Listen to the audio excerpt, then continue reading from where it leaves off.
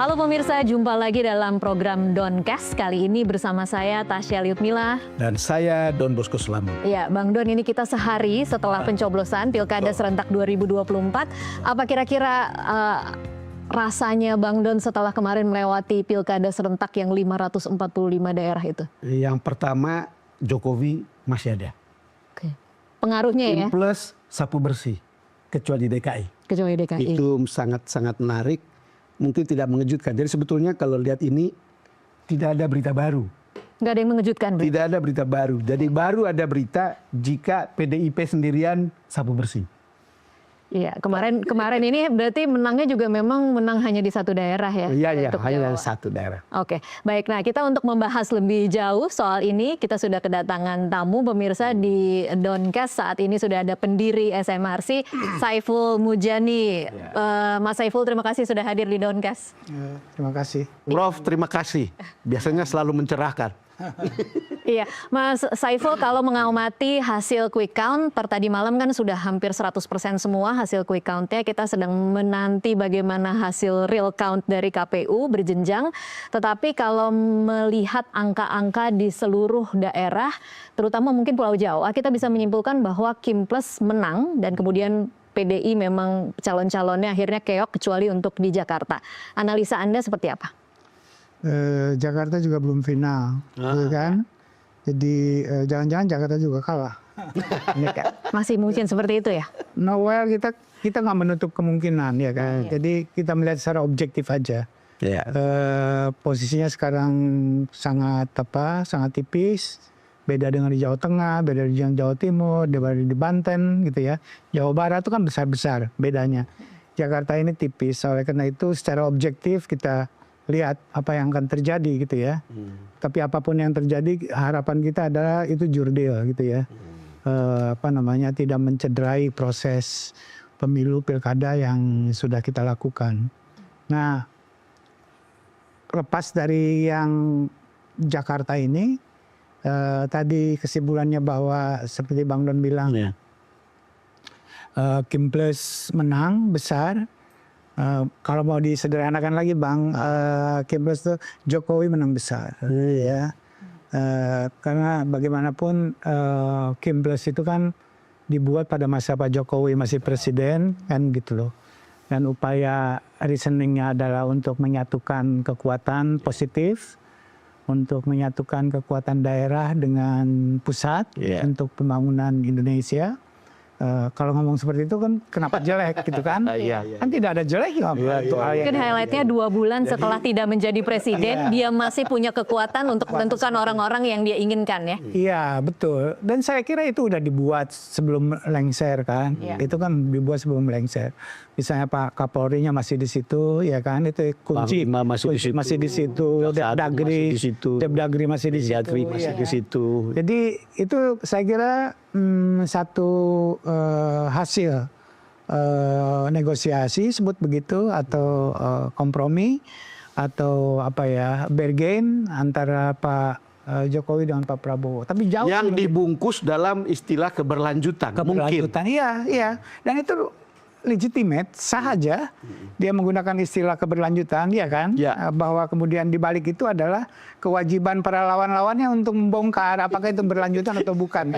Tapi bukan kewajiban jadi pertanyaan besar, mengapa masih sebegitu kuat pengaruh Jokowi? Nah, itu kan bukan produk kemarin sore Pak Jokowi besar seperti ini. Itu akumulasi dari, sebutlah di tingkat nasional 10 tahun dia jadi presiden kan. Bayangkan Tasya ya, level yang menurut saya tak terbayang dan sangat susah adalah bagaimana caranya mengajak orang yang jadi lawan politiknya kemudian jadi anak buahnya. Pak Prabowo. Dan itu terjadi, itu capaian politik real politik yang luar biasa dari Pak Jokowi. Anda suka ataupun tidak itu terjadi dan itulah politik yang sebenarnya real politik gitu ya. Jadi kalau kita lihat yang namanya Kim Plus itu kan ada 9 partai sebetulnya. Besar-besar lagi. Tambah plus Jokowi plus Prabowo. Kira-kira gitu kan. Jadi kan begitu kuatnya. Semua. Jadi semua kekuatan politik ada di situ gitu ya. Bahwa di dalamnya tidak sesolid yang diharapkan itu biasa. Iya. Ya. Tapi adalah secara formal minimal semua kekuatan partai politik ada kecuali PDI Perjuangan kemudian ya. Nah, saya melihat bahwa pilkada serempak ini kalau tarik ke belakang, saya pernah sudah menulis tentang ini untuk kepentingan yang lebih serius. Dulu waktu pemilu 2019 itu pemilu nasionalnya itu kan dilakukan secara serempak antara presiden sama legislatif DPR ya kan, secara nasional.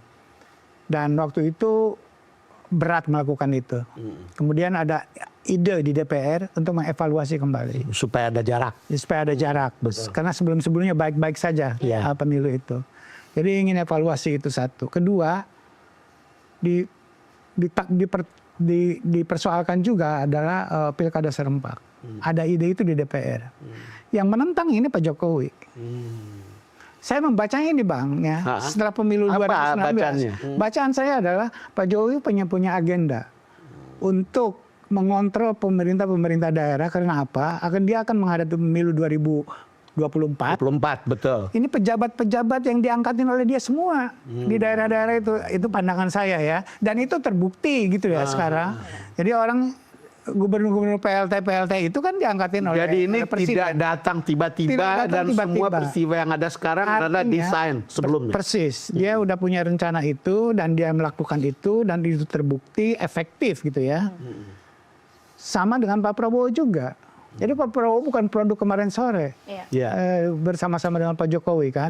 Tadi seperti yang tidak terbayang oleh saya setidaknya bahwa Pak Prabowo mau gitu ya. Tahun 2019 mau reconcile kayak seperti itu. Tapi nampaknya hitungan Pak Prabowo rasional juga. Rasional dalam pengertian target rasional dia adalah bagaimana saya jadi presiden kan. Betul. Itu target rasionalnya. Nah, segala kekuatan yang memungkinkan saya bisa jadi presiden harus bersama dengan saya. Dan itu terjadi pada tahun 2020. Dan itu adalah Pak Jokowi. Dia sebagai presiden. Oleh karena itu, kalau saya dibilang nyerahlah, nggak apa-apa. Toh nanti saya akan jadi presiden. Tetapi memang yang saya dengar sebagai jurnalis, Pak Prabowo sangat yakin. Dia hanya akan bisa menang kalau jika ada Jokowi di dalamnya. Dan Jokowi itu representasi oleh Gibran. Ya. Dan sebenarnya itu bukan Jokowi. Kalau ada orang yang berkuasa, Bang. Itu. Jadi intinya di situ. Yang kalau dulu sebelumnya SBY tidak memainkan kartu kekuasaan. Itu bedanya. Pak Jokowi menggunakan kartu kekuasaan ini. Itu yang membuat Prabowo bernilai. Oke, Mas Saiful, tapi kemudian pertanyaannya, kesadaran publik dan masyarakat ketika Jokowi menggunakan kartu itu tidak kemudian menurunkan pengaruh Jokowi di pilkada serentak. Persis. Mengapa? Klop banget itu. Masyarakat Indonesia seperti yang sekarang ini kondisinya gitu, presidennya Pak Jokowi. Itu pas memang. Gitu. Kenapa? Tapi DKI gimana? Kalau saja misalnya Indonesia itu seperti DKI, nggak gampang orang seperti Pak Jokowi. You know. Jadi DKI adalah sebuah pengecualian. Kita nggak menyalahkan Pak Jokowi. Kita menyalahkan diri kita sendiri sebagai masyarakat Indonesia. Gitu kan? Kembali lagi, kenapa didukung? Kenapa dicintai? Kenapa disukai? Kenapa? Apa jawabannya? Prof, apa jawaban tentang itu? Kelas kita. Kelas kita bahwa belum sampai. Apa? Bahwa kita memang bisa dibeli. Bahwa kondisi sosial ekonomi masyarakat kita pada umumnya kan susah. Dan terlalu jauh berpikir tentang politik yang lebih maju dan seterusnya. Yang tidak korupsi dan sebagainya. Korupsi itu pemandangan biasa. Sekarang dimaklumi. Bahkan kampanye anti korupsi nggak ada gunanya. Nggak ada gunanya. Dan disinisin sama orang. Gitu kan. Jadi sok bersih. Seolah-olah yang tidak baik itu dianggap normal. Itu yang terjadi dalam masyarakat kita. Coba kalau kita bicara tentang politik uang. Jadi saya menjadi sangat pesimis jika masyarakat kita kelasnya sebegitu gitu. Bukan pesimis Bang, itu fakta gitu ya. Itu faktanya begitu ya kan. Kita melihat bahwa misalnya bicara tentang politik uang gitu ya. Kita lihat di mana-mana yang studi melakukan ini udah banyak. Tidak ada kesan bahwa politik uang itu sebuah hal yang tabu. Dan itu dianggap yang normal saja. Harusnya kan begitu. Tapi ternyata tidak di masyarakat. Uang dari pengusaha. yang kemudian membentuk oligarki. Iya. Lalu kemudian oligarki mengambil uang dari negara. Pejabat mengambil uang dari negara. Iya. Circle-nya kayak begitu. Kayak begitu, itu yang terjadi. Nah, oleh karena itu, kalau masyarakat di bawah tidak tahu yang namanya oligarki, ngerti lah. Yang tahu dia uang aja, uang didistribusikan, gitu kan. Semakin besar uangnya, semakin baik, kan kira-kira begitu. Nggak ada. Ya, menyedihkan sebenarnya ya Bang Don. Itu kondisi yang real dalam masyarakat kita. Oleh karena itu, menurut saya adalah kalau kita berharap pada masyarakat sekarang untuk memperbaiki keadaan, itu buktinya waktunya akan lama sekali, gitu ya. Butuh masyarakatnya kelasnya naik, ya kan? Kalau kelasnya seperti kita sekarang ini nggak bisa merubah itu keadaan itu. Nah, caranya bagaimana? Caranya adalah bagaimana caranya membuat Indonesia minimal seperti Jakarta. Ya. Jadi dia Baru punya kemudian kelas cara berpikirnya bisa akan beda. lain. Kalau Akan ada lain. 50 kota, 20 kota seperti Jakarta mungkin akan membantu itu. Akan Prof. sangat membantu dan orang yang main dengan misalnya politik uang seterusnya untuk menang dan seterusnya kayak dengan curang, dengan menggunakan partai coklat dan seterusnya kayak gitu, itu nggak akan mempan di Jakarta. Itu seharusnya ya, Bukan, idealnya bukan nanti karena kita- Jakartanya, Ya. tapi kelas masyarakatnya Jakarta gitu ya, yang misalnya dari sisi pendidikan aja mayoritas orang Jakarta itu pendidikannya SLTA ke atas, you know, dikasih uang 100.000 sama Anda, apa artinya 100.000, ya kan? Kira-kira kayak begitu. Nah, daya tawar semacam itu belum Indonesia, baru Jakarta, kira-kira begitu. Jadi kita lama ceritanya untuk membuat Untuk sampai ke level itu. ke level itu. Oke, baik. Kita nanti akan lanjutkan di segmen selanjutnya. Pemirsa tetaplah bersama Doncast. Kami akan kembali sesaat lagi.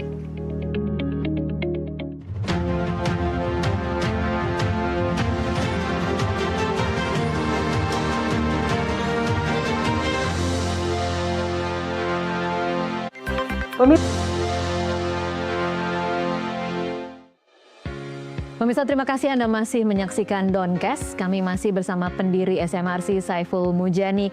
Mas Saiful, kalau kita sekarang kemudian mencoba membaca, menganalisa hubungan Jokowi, Prabowo, dan kemudian Megawati. Mungkin kita mulai dari menerjemahkan atau mentafsirkan pidato Megawati semalam yang cukup keras. Dia mengkritik keras mobilisasi alat negara, manipulasi kekuasaan, dan bagaimana kekalahan terjadi di kandang banteng. Di samping pidato itu, saya sebetulnya ingin memperlihatkan bagaimana kemenangan Kim Plus yang kelihatannya ada plus Jokowi dan plus Prabowo di situ. Untuk bisa melihat seperti apa masa depan hubungan di antara keduanya. Karena banyak spekulasi sebelum ini mengatakan bulan madu 3 bulan sampai 6 bulan. Kira-kira begitu. Belum 6 bulan Bang Don ya. Iya, belum 6 bulan. Ya kan? Kita mau dapatkan gambaran dari Saiful. Cuma terhadap pendapat tadi ya yang mengatakan ini tidak akan lama akan berakhir bulan madu ini, kira-kira begitu, atau hubungan yang baik ini antara Pak Jokowi dengan Presiden Prabowo itu dasarnya apa gitu. Iya. Jadi saya sih nggak pernah punya pendapat seperti itu. Oke. Dasarnya karena banyak orang tidak suka Jokowi juga. Ya kalau asumsinya kalau kita beropini seperti itu karena kita tidak suka, tidak mau dua tokoh ini berdampingan terus, gitu ya, itu kan keinginan Bang Don. Bukan keinginan saya, maksud saya ada orang yang kritis, mengatakan orang-orang yang berharap, ya kan, itu kan harapan Anda, ya kan, bukan kelakuan dua tokoh ini sendiri, kan gitu loh. Jadi menurut saya adalah pertanyaannya adalah apa alasannya mereka harus berpisah, sebutlah begitu, ya kan. Dengan segala kalkulasi rasionalnya menurut saya adalah akan lebih rasional buat Pak Prabowo maupun Pak Jokowi kalau mereka menjaga hubungan yang baik. Ya dong. Iya. Ya, rasionalitasnya apa? Iya, apa rasionalitasnya apa adalah satu, selama ini katakanlah sukses politik Pak Prabowo sedikit banyak atau bahkan banyak sekali itu berkaitan dengan Pak Jokowi. Dan Pak Jokowi walaupun sekarang sudah pensiun gitu ya, dia masih tertarik dengan politik, masih kerja politik sebetulnya begitu. Kedua, putranya sendiri adalah wakil presiden. You know? Jadi Pak Jokowi masih punya nilai politik, kira-kira begitu. Oke.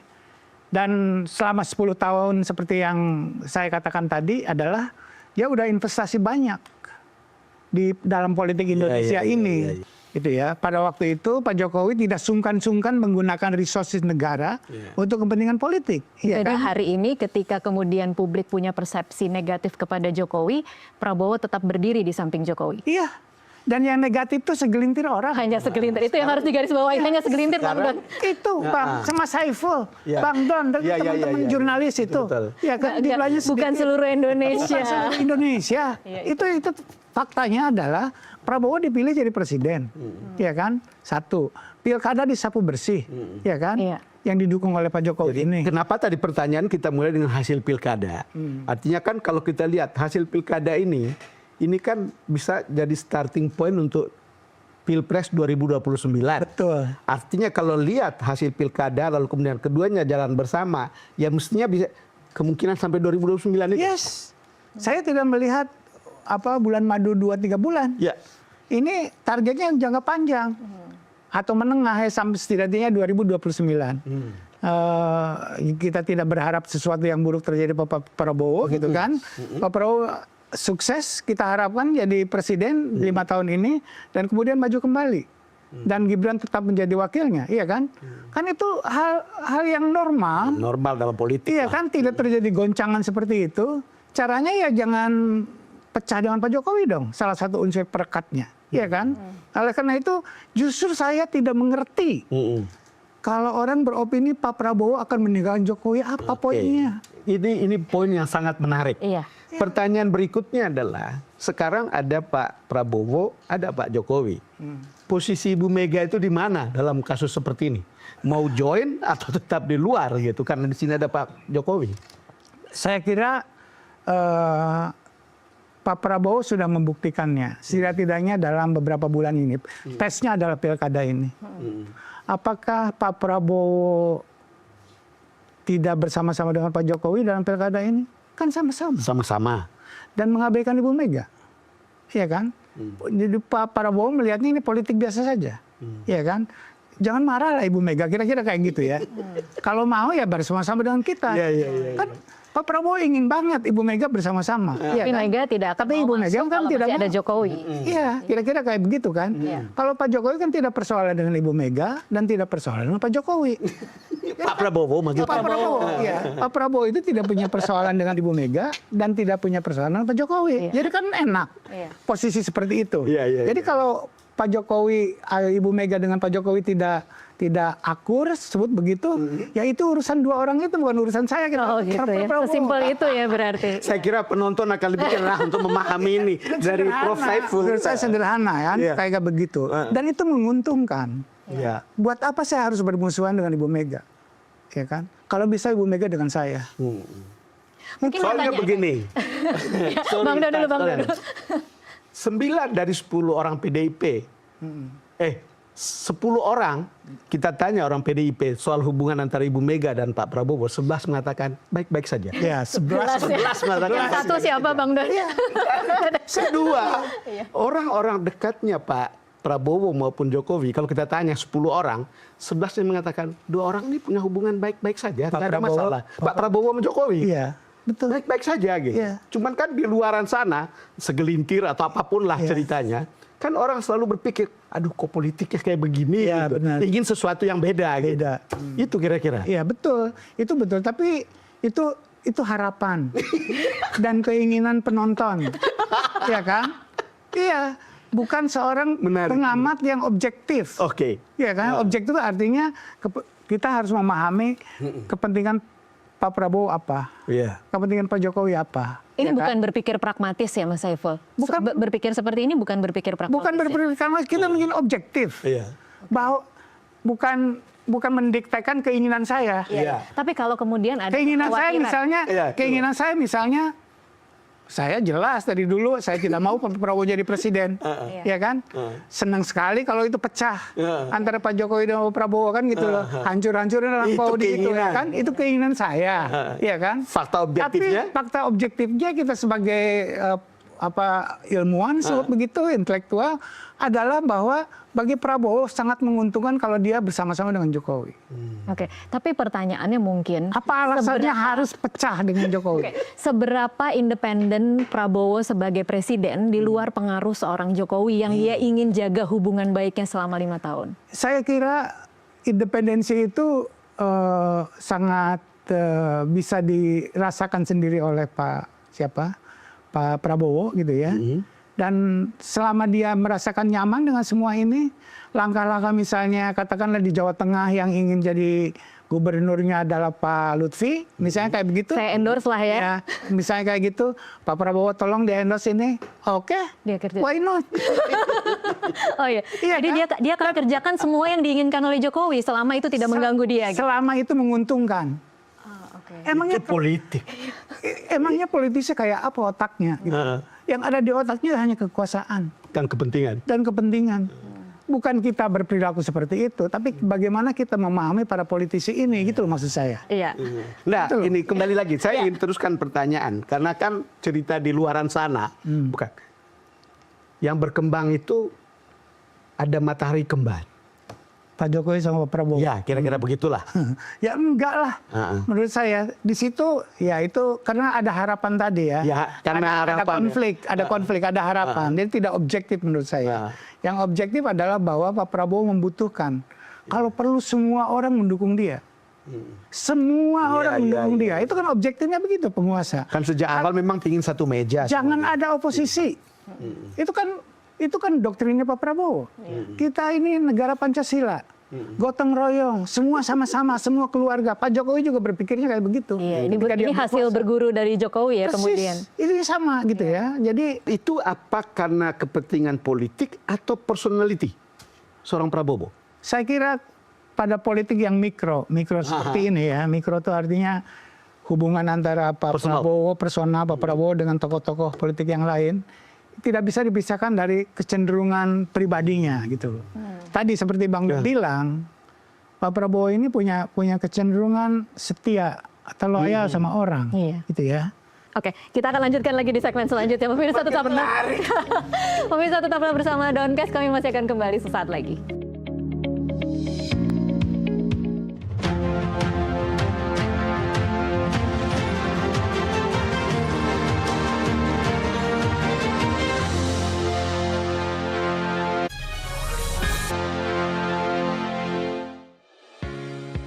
Pemirsa, Anda masih menyaksikan Downcast. Kita lanjutkan perbincangan. Kalau tadi kita terputus belum membahas hasil Pilkada serentak 2024 ini dan kemudian membaca skenario dan opsi-opsi pilihan kandidat di 2029.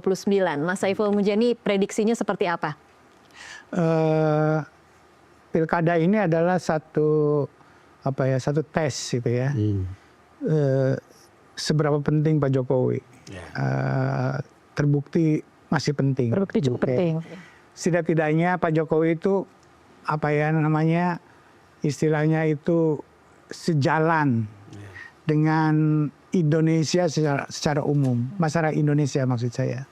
Oleh karena itu dia sukses sebagai politisi gitu ya, karena bisa menempatkan diri pada masyarakat Indonesia yang seperti ini, ya, kira-kira kayak begitu.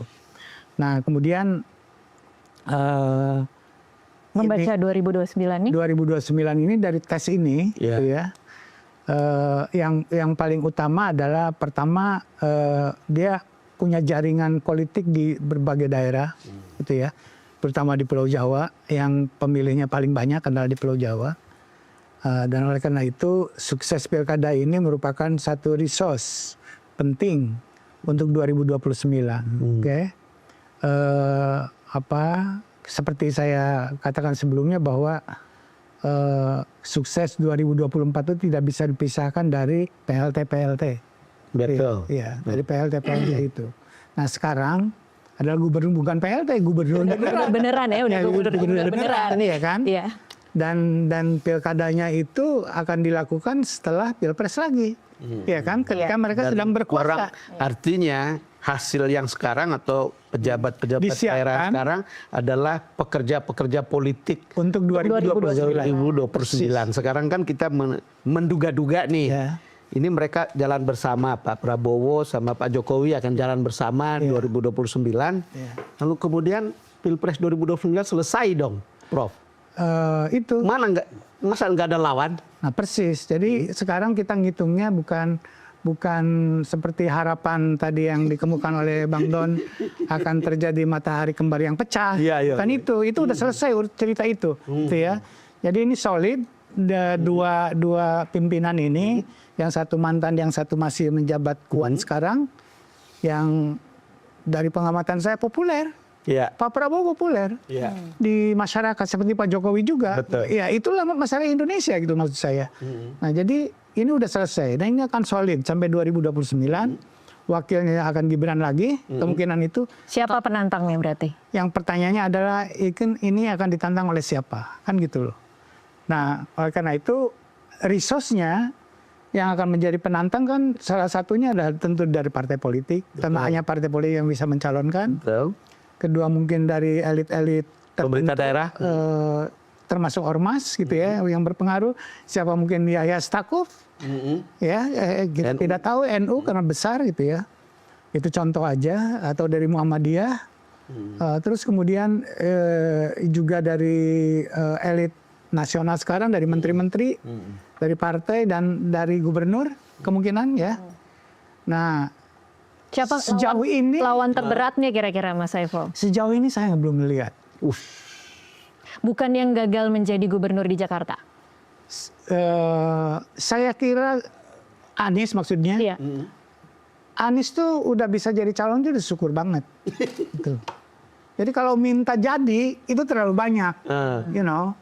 Anies itu kan dia bukan tokoh partai gitu ya, bukan oligarki juga kan gitu loh. Jadi apa alasannya? Karena dia pinter mungkin gitu ya, disukai, masih muda, disukai oleh orang. Tapi kan udah dites, udah dicoba.